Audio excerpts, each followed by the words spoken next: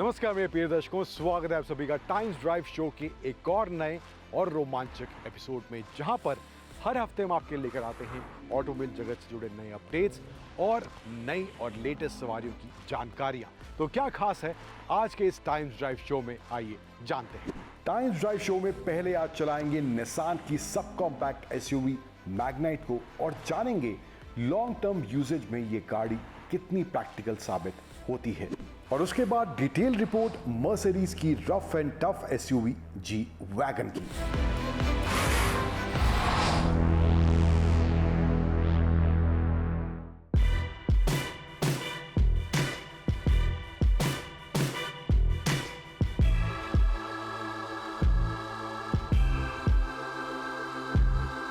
Hello everyone, स्वागत है आप सभी का टाइम्स ड्राइव में एक बार फिर से। और गाड़ी जो बगल में मेरी खड़ी है उसको देखकर आप पहचान जाएंगे, समझ जाएंगे कौन सी गाड़ी है। निसान की मैग्नाइट। अब आप सोचेंगे पुरानी गाड़ी हो चुकी है, इसको आज हम इस वीडियो में आपके सामने क्यों लेकर आए हैं। 3.5 साल के आसपास लगभग इसके लॉन्च को हो गया है, लेकिन जो इस गाड़ी की यूएसपी थी इसके लॉन्च के समय पे वो थी इसकी कीमत और जो फीचर्स इसमें ऑफर करे जा रहे थे। 3.5 साल का वक्त गुजर गया है, कुछ प्राइस का बढ़ा है तकरीबन 1 लाख के आसपास, लेकिन अभी भी जो ये गाड़ी है जिस प्राइस पे आती है 6 लाख के आसपास एक शोरूम स्टार्टिंग प्राइस है इसका, एंड अभी भी ये सब 4 मीटर सेगमेंट में सबसे अफोर्डेबल एसयूवी है। लेकिन इस वीडियो का फोकस और जो मुद्दा रहने वाला है वो है इसके लॉन्ग टर्म रिव्यू को लेकर। गाड़ी मेरे पास तकरीबन 50 दिनों के आसपास से मैं इस गाड़ी को एक्सपीरियंस कर रहा हूँ। सिटी में चलाई है, हाईवे पर एक्सपीरियंस किया है, 600-700 किलोमीटर के आसपास मैं इस गाड़ी को चला चुका हूँ। तो क्या ये निसान मैग्नाइट अभी भी 3.5 साल लॉन्च के बाद भी एक वैल्यू प्रोपोजिशन के तौर पर देखी जा सकती है या नहीं, और क्या मुझे खामियां और क्या मुझे सही चीज़ अभी भी इस मैग्नाइट में देखने को मिलती हैं, और क्या आपके लिए ये गाड़ी एक फायदे का सौदा अभी भी साबित हो सकती है या नहीं। बात करने वाला हूं उन सभी के बारे में मैं आपसे इस वीडियो में। नमस्कार, स्वागत है आपके टाइम्स ड्राइव में। मैं हूं अंकुर तनेजा। शुरुआत करते हैं निसान मैग्नाइट के इस लॉन्ग टर्म रिव्यू की।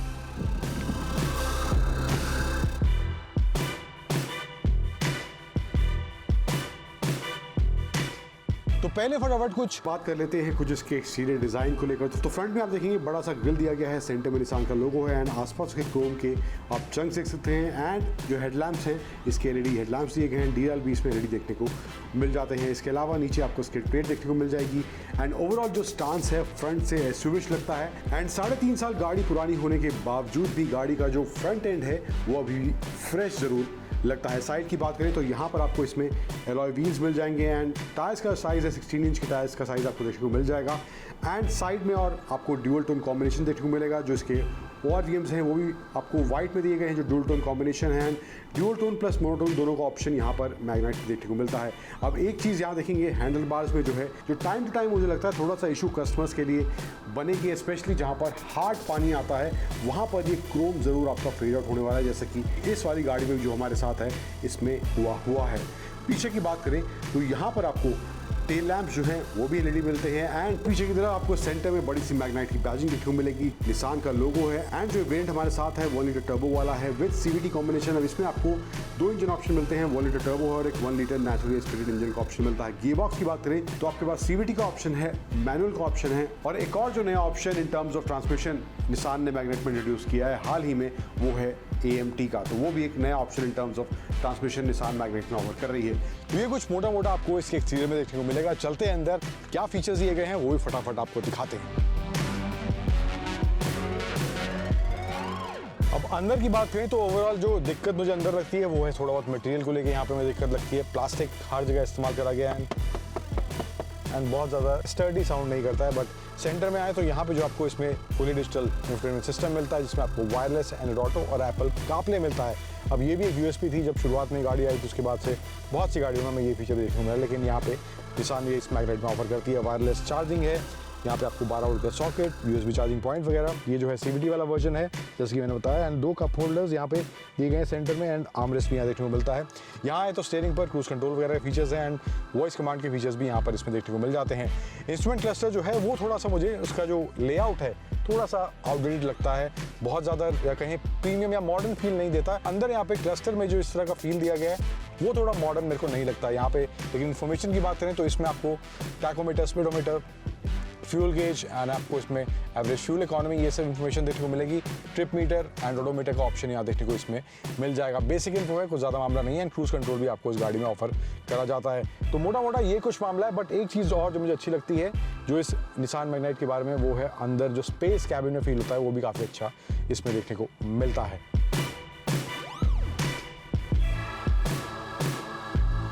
ओवरऑल ड्राइव और कंफर्ट की बात करें, इस लॉन्ग टर्म पीरियड में किस तरह का एक्सपीरियंस मेरा रहा, तो सीट्स की बात करूँ, सस्पेंशन सेटअप की बात करूँ, तो सिटी और हाईवे दोनों के हिसाब से कंफर्ट जो है इन दोनों कॉम्बिनेशन के हिसाब से अच्छा देखने को मिलता है दोनों ही माहौल में। तो वहाँ पर कोई दिक्कत मुझे नहीं हुई। सस्पेंशन सेटअप जो है वेल बैलेंस्ड है एंड सीट्स की जो कुशनिंग है वो भी अच्छी देखने को मिलती है, जो दोनों शॉर्ट और लॉन्ग हाईवे जर्नीज पर आपको एक आरामदायक एक्सपीरियंस देने वाली है।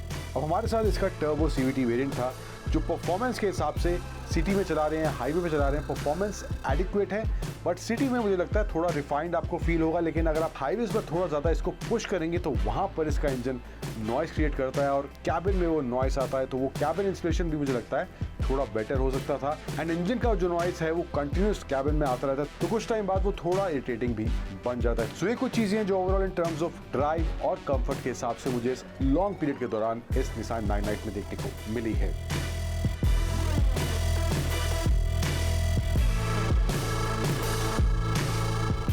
तो बात अब करते हैं जो मुद्दा मैंने शुरुआत में आपसे साझा किया था कि इस गाड़ी की खूबियां और खामियां मुझे इस लंबे दौरान में एक्सपीरियंस करने के बाद क्या लगी हैं और क्या वाकई में अब भी एक अच्छा वैल्यू प्रोपोजिशन आपके लिए बन सकती है। तो पहले कुछ खूबियों की बात करते हैं। सबसे पहला, जैसे कि मैंने आपको बताया, in terms of cabin space की बात करूं, अंदर फर्स्ट रो में, सेकंड रो में बैठने के बाद आपको गाड़ी में जो है स्पेस की कमी महसूस नहीं होगी, तो वो मुझे इसका एक अच्छा एलिमेंट लगता है।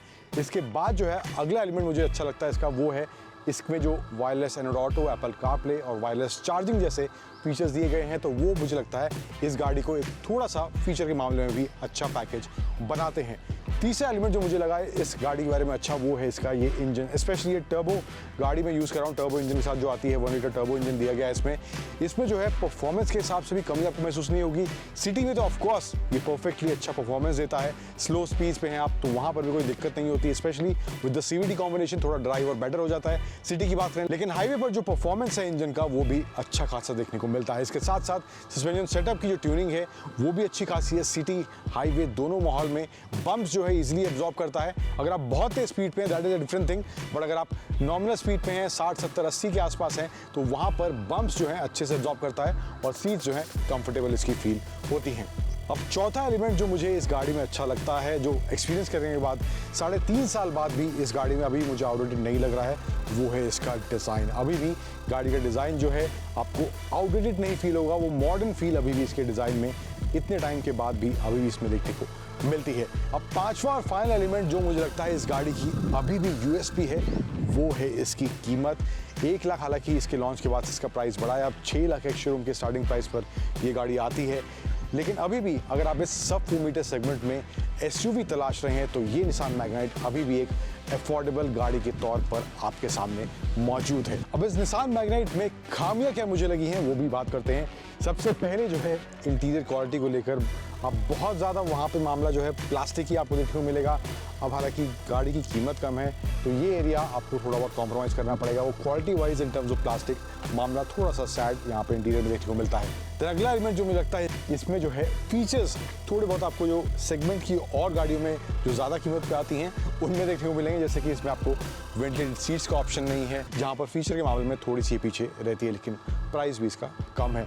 देन तीसरा एलिमेंट जो मुझे लगता है इसमें एक खामी है, स्पेशली लॉन्ग टर्म इस्तेमाल करने के बाद इसमें जो मुझे महसूस हुआ है वो है इसमें नॉइजेस, स्पेशली आपको पावर विंडोज़ को ऊपर नीचे करते वक्त कई जगह से इसमें लंबे यूजेज के बाद वो आवाज़ें आनी शुरू हो जाती हैं, तो वहाँ पर यह भी इशू आपको इसके लॉन्ग टर्म यूजेज में निसान मैग्नाइट में आने वाला है। देन अगला चौथा एलिमेंट जो मुझे लगा है इसमें खामी है, हालांकि परफॉर्मेंस जो है गाड़ी का सिटी हाईवे में अच्छा खासा है, स्पेशली इस टर्बो इंजन वाले जो गाड़ी है उसमें, लेकिन इसका जो है जो गाड़ी का स्टेबिलिटी है, स्पेशली हाई स्पीड पर जा रहे हैं, ट्रिपल डिजिट्स के पार आप हैं, तो वहाँ पर गाड़ी बहुत ज़्यादा स्टेबल महसूस नहीं होती, तो वहाँ पर वो ड्राइव में कॉन्फिडेंस नहीं आ पाता इसको ज़्यादा पुश करने के लिए, तो वो भी मुझे एक खामी इस गाड़ी में देखने को मिली है। देन फाइनल एलिमेंट जो है मैंने आपको पहले ही बताया, वो क्रोम वाले बिट्स जहाँ जहाँ इस गाड़ी में दिए गए हैं लॉन्ग टर्म में ये सब फेड आउट होने वाला है। तो ये भी एक इशू मुझे लगता है यहाँ पे क्वालिटी को लेकर इस निसान की मैग्नाइट में देखने को मुझे मिला है लॉन्ग टर्म यूजेज के बाद।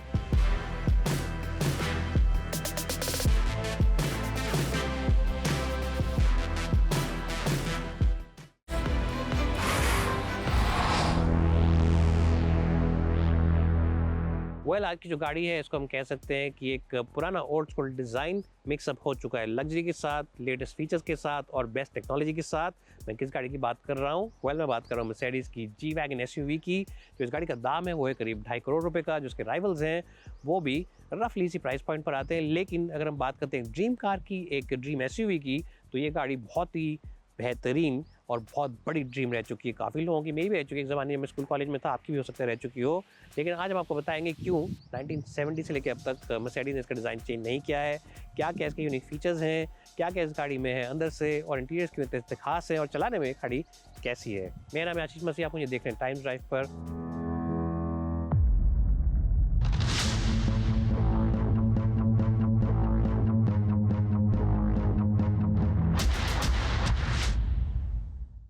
तो जैसा आप देख सकते हैं इस गाड़ी की जो साइड प्रोफाइल है बहुत ही स्क्वायर बॉक्सी है।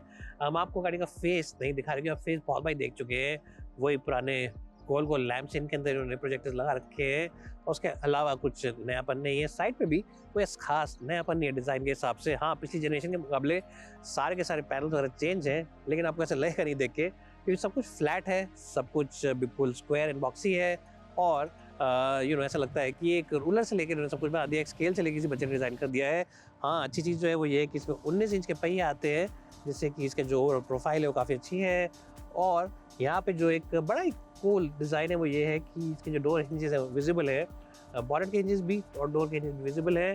ऊपर की तरफ अगर आप देखेंगे तो ऊपर इन्होंने एक रूफ रैक दे रखा है लगेज कैरिंग के लिए, तो इसके ऊपर आप बैठ भी सकते हैं, लगेज वगैरह भी रख सकते हैं अगर अलाउड है आपके यहाँ। तो वैसे अलाउड नहीं होता है आजकल, लेकिन फिर भी आप बैठ सकते हैं और ऊपर से कभी कोई क्रिकेट मैच या कहीं पे आप अपने बच्चे की परफॉर्मेंस देखने जा रहे हैं तो वो भी देख सकते हैं। यहाँ पे आपको पीछे की तरफ जब देखेंगे तो आपको दिखेगा कि यहाँ पे भी आपको एक लैडर मिल जाता है, एक स्टेप मिल जाती है, जहाँ से ऊपर चढ़ सकते हैं और फिर ऊपर चढ़ के जैसे मैंने पहले बताया वहाँ बैठ के आराम से आप क्रिकेट मैच का मजा ले सकते हैं। पहाड़ों पे जाएं तो पहाड़ों पे ठंडी हवा का मजा ले सकते हैं और दूर तक का एक दृश्य देख सकते हैं। पीछे वही पुराने ज़माने के बिल्कुल रेक्टेंगुलर स्क्वायर टाइप के डिज़ाइन के लैंप्स और नीचे रिफ्लेक्टर दे रखे हैं।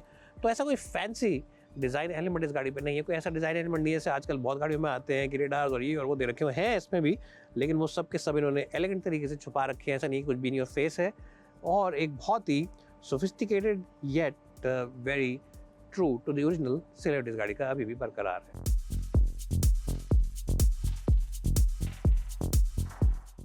तो मैं आ चुका हूँ जी वैगन कैबिन के अंदर और इस गाड़ी में चढ़ने के लिए आपको ऐसा लगेगा कि आप फर्स्ट फ्लोर पर चढ़ रहे हैं। ऊंचाई में काफ़ी ऊंची गाड़ी है, सब देख ही सकते हैं। इनफैक्ट जो बाकी ऊंची गाड़ी हम मानते हैं जिनको, जैसे कि महिंद्रा की थार या टोयोटा की इनोवा, ये उनसे भी ऊंची है, तो आप ज़्यादा कमांडिंग पोजीशन में बैठते हैं। और वाकई बिग डैडी ऑफ SUVs है, बिग दादा ऑफ SUVs है ये गाड़ी। यहाँ बैठकर आपको पूरा बॉनेट लाइन वगैरह दिखती है, इंडिकेटर्स वगैरह कोनों के दोनों दिख जाते हैं, तो आपको पता रहता है कि गाड़ी का एग्जैक्ट डायमेंशंस क्या क्या है।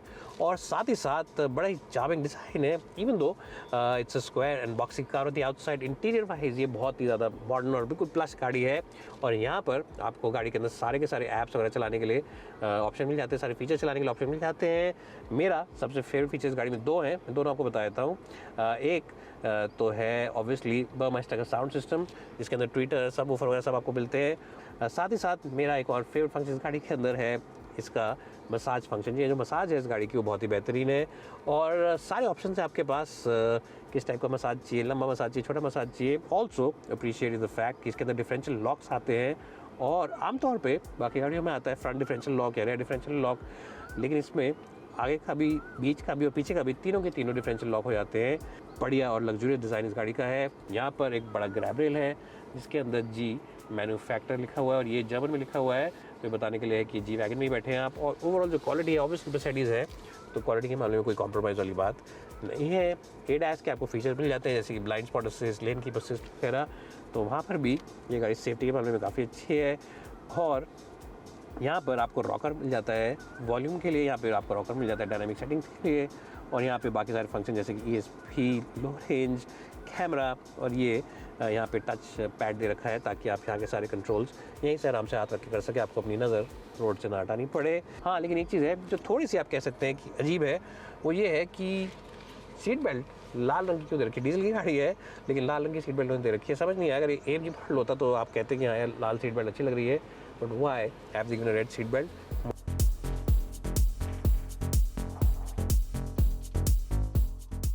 तो मैं आ चुका हूँ मर्सिडीज़ जी वैगन की बैक सीट में, और अगर आप इस गाड़ी को ले रहे हैं सिर्फ बैक सीट के लिए तो मेरे हिसाब से आपको इनकी GLS लेनी चाहिए इसी प्राइस पे, थोड़ी सस्ती है इससे, या फिर S क्लास ले लेनी चाहिए। ये गाड़ी पीछे के पैसेंजर्स के लिए बनी नहीं है, लेकिन अगर आप चाहते हैं कि किसी ट्रिप पे जा रहे हैं तो या बच्चों को बिठाएं या छोटे रास्ते पे 2 घंटे के सफ़र पे जाना चाहते हैं तो ठीक है। फ्रंट सीट रेज्ड अप है तो आप अपने पैर फैला सकते हैं, यहाँ पे पॉकेट दे रखी है तो आप सामान रख सकते हैं। शीशे वैसे तो बड़े लेकिन पूरी तरह से नीचे नहीं जाते हैं, तो पहाड़ों पे आप ऐसे करके बच्चे नहीं देख सकते हैं, बीच तक आ सकते हैं और ऐसे देख सकते हैं। तो ये इस गाड़ी की कुछ चीज़ें हैं। यहाँ पे आपको एक ऑप्शन दे रखा है कि स्क्रीन वगैरह लगा सकते हैं आप, AC वेंट्स हैं, आपकी अपनी क्लाइमेट कंट्रोल जोन है, और यहाँ पे चार्जिंग पॉइंट है। यहाँ पे आपको USB चार्जिंग मिल जाता है, और यहाँ पे आपको मिलती है पुराने ज़माने की एक एश ट्रे, और साथ ही साथ आपको मिल जाता है सिगरेट लाइटर, जो कि आजकल बहुत रेयर दिखता है गाड़ियों में। पैनोरामिक सनरूफ अगर आपको इस गाड़ी में नहीं मिलता है, अगर आपको वो लेना है तो आपको अफोर्ड लेना पड़ेगा, लेकिन इसमें नहीं मिलता है क्योंकि ऊपर इन्होंने पूरा एक रूफ कैरियर वगैरह बना रखा है ताकि एक लाइफस्टाइल व्हीकल के हिसाब से आप इसको यूज़ कर सके। जैसे मैंने पहले बताया, यहाँ पे भी आपको पॉकेट मिलती है, और यहाँ पे आप आराम से अपनी मैगजीन रख सकते हैं। मर्सिडीज़ की मैगजीन है ये, इसको आप बैठ के पढ़ सकते हैं। तो ये सब चीज़ें हैं इस गाड़ी के बैक सीट में। जैसे मैंने पहले कहा, चौड़ाई में ठीक है, लेकिन बहुत ज़्यादा आलीशान नहीं है, हेडरूम अच्छा खासा है, लेकिन हाँ, this is a car which will prefer to be in the front seat, and at the back will prefer very small kids और वेरी शॉर्ट जर्नीज। 8 का स्कोर 10 में से।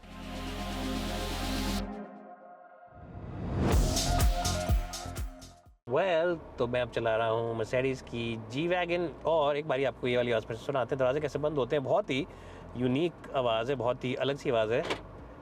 अनलॉक और लॉक, अनलॉक और लॉक, ऐसा लगता है कि कोई बंदूक चला रहा है, क्योंकि वैसे ही आवाज़ आती है। तो ये भी एक बड़ा यूनिक पर्सनैलिटी को चार्म है इस गाड़ी का, और अट्रैक्टिव बनाती है।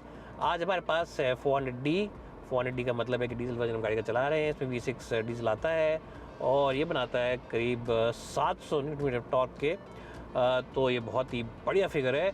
अब आमतौर पे जो एवरेज बायर्स होते हैं, मेरे हिसाब से 95% उनमें से कभी भी इस गाड़ी की पावर को और इस गाड़ी की एक्चुअल कैपेबिलिटी को टेस्ट नहीं करेंगे। वो लोग लेते ही इसको डिज़ाइन के लिए, स्टाइल के लिए हैं, और शहर में चलाने के लिए लेते हैं, तो वो लोग कभी भी इस गाड़ी का एक्चुअल जो 90% पावर होती है, 90% जो इसकी एक एबिलिटी होती है, उसको कहीं भी टेस्ट वगैरह नहीं करते हैं जेन्युइन तरीके से। इसका स्टीयरिंग व्हील बहुत ही हल्का है, बहुत ही हल्का स्टीयरिंग व्हील है, आराम से आप इसको चला सकते हैं। और एक पॉजिटिव चीज़ ये है कि जैसे जैसे आप इसको लेके हाईवे पर निकलते हैं, स्पीड अगर बढ़ती हैं, वैसे वैसे इसके अंदर वज़न बढ़ता रहता है, स्पीड के हिसाब से वज़न बढ़ जाता है, तो उस हिसाब से ये ज़्यादा आपको कम्युनिकेटिव वगैरह लगता है। तो उसके हिसाब से आपको कोई भी दिक्कत नहीं आएगी शहर में गाड़ी चलाने में। विजिबिलिटी सब तरफ से एक्सीलेंट है। यहाँ से पीछे वाले की तरफ आप देखेंगे जब चले बीच वाले शीशे से, तो थोड़ा सा टायर वगैरह ज़रूर दिखता है जो लगा हुआ है वहाँ पे टेल गेट पे, लेकिन फिर भी विजिबिलिटी में कोई दिक्कत नहीं है कि बड़ी गाड़ी है। साइड के शीशे बहुत बड़े हैं, और सामने का जो बॉडी लाइन है बिल्कुल परफेक्ट है, बिल्कुल एक्यूरेट है। साथ ही ADAS फीचर्स अगर आपको मिल जाते हैं तो कोई भी तरीके से आप कभी घबरा नहीं सकते इस गाड़ी को चलाते हुए। टर्निंग सर्कल जिसको हम कहते हैं, टर्निंग रेडियस जिसको हम कहते हैं, वही मैं आपको करके दिखा देता हूँ। एक ही बारी में जो आप घुमाएंगे गाड़ी को, नॉर्मल गाड़ी की तरह इसका टर्निंग रेडियस है, बिल्कुल ऐसा कोई नहीं है कि बहुत ज़्यादा मुश्किल है इसको घुमाना, बहुत ही ज़्यादा आपको 3-3, 4-4 बारी घुमानी पड़ेगी, ऐसी कोई बात नहीं है। आराम से घुमाइए। और इसके अंदर आपको डायनामिक सीट्स मिल जाती हैं। यहाँ पे अगर आपने देखा होगा तो ये जो बोल्स्टर है ये टाइट हो गया, जैसे मैंने गाड़ी राइट को मोड़ी तो लेफ्ट साइड का बोल्स्टर टाइट हो गया, और अगर मैं गाड़ी लेफ्ट साइड को मोड़ूंगा तो राइट साइड का बोल्स्टर टाइट हो जाएगा, क्योंकि गाड़ी ये फील करती है कि शायद आप गाड़ी को पुश करेंगे तो आप सीट से आगे पीछे हिले ना। तो ये डायनामिक कहते हैं इसको, डायनामिक सीट।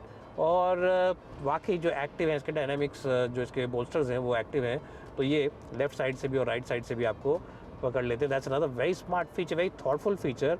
ये छोटी छोटी डिटेल्स हैं, इनसे बहुत ज़्यादा फ़र्क पड़ता है। अब जो इसका इंजन है ये डीजल तो है, लेकिन लगता नहीं डीजल है, अंदर बिल्कुल भी आवाज़ नहीं आ रही है, हल्की सी भी ऐसा एहसास नहीं। इनफैक्ट मुझे यहाँ पे रेफ काउंटर पे देखना पड़ा जब मैंने गाड़ी स्टार्ट करी कि वाकई डीजल है कि पेट्रोल है, कि मर्सिडीज़ ने गलती से पेट्रोल तो नहीं भेज दिया और बोल रहे हैं डीजल है। ये इतना शांत और साइलेंट इंजन है।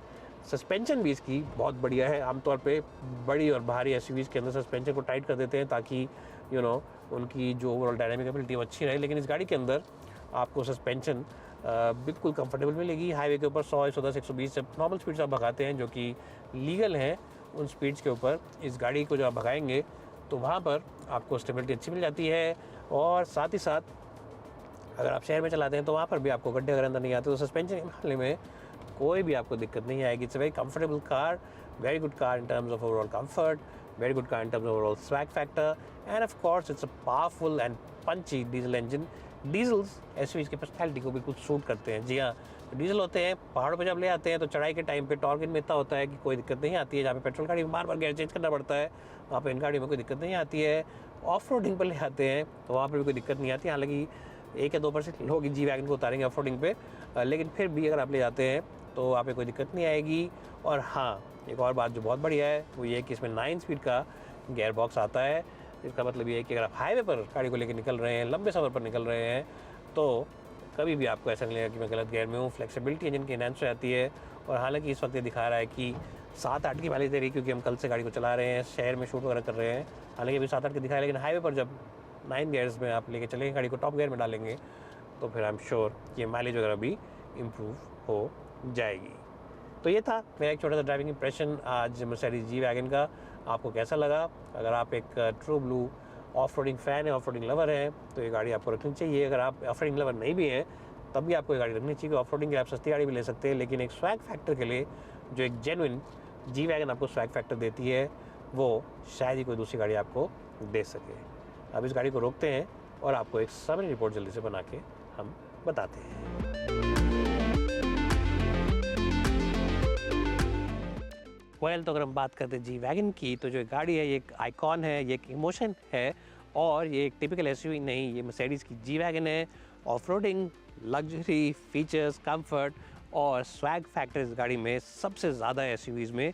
तो अगर आपके पास इतना पैसा है कि आप चाहते हैं ऐसी गाड़ी लेना, तो मेरे हिसाब से इसके सारे राइवल्स को भूल जाइए और जाइए मर्सिडीज़ की शोरूम में इस गाड़ी को ले लीजिए, क्योंकि इस गाड़ी पे हो सकता है वेटिंग भी हो और हो सकता है कि इस साल का स्टॉक सोल्ड आउट भी हो चुका हो, क्योंकि इसकी पॉपुलैरिटी और इसकी डिमांड इतनी ज़्यादा है। It really is a dream car, it really is an emotional car, and as I said, it's not just an SUV, it is the G wagon from Mercedes.